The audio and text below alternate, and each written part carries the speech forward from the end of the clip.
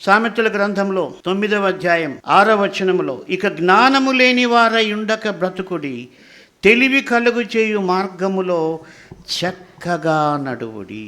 ఆయన మార్గం ఏం చేస్తుందంటే ఈ తప్పుడు మార్గాల్లో పోకుండా నిన్ను రక్షిస్తుంది. తండ్రి అయిన దేవుని యొద్దకు నిన్ను చేరుస్తుంది.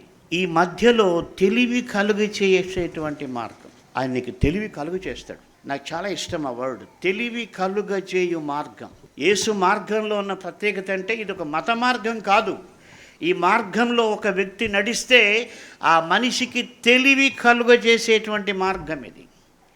నీ ముందున్న మార్గం అది భక్తిహీనుల మార్గమా, దుష్టుల మార్గమా, జారశ్రీ మార్గమా, మూఢుని మార్గమా, దుష్టుల మార్గమా అని గ్రహించేటువంటి తెలివిని కలుగు చేసేటువంటి మార్గం యేసు మార్గం. కాబట్టి ఆ మార్గంలోకి నువ్వు వస్తే ఆ యొక్క దుష్ట మార్గాలన్నిటిలో నుంచి నువ్వు విడిపించబడతావు. ఆయన మార్గం పరిశుద్ధమైంది, నీతి కలిగినటువంటిది. కాబట్టి ఆయన నీ కొరకు సిలువలో చనిపోయి తిరిగి లేచాడు.